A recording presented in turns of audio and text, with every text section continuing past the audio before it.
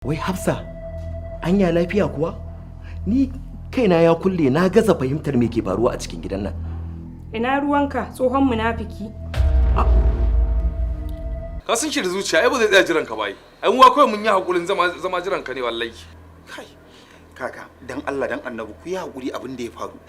Ka san Hafsa tana da iskokan ta ne suka shiga jikinta. Suka aikata abin nan ba ita bace ba dan Allah ku yi hakuri dan Allah. Shikenan, na gane. Ni kika ciwo mutunci ko? Yau zan yi maganin abin. Taufik duka!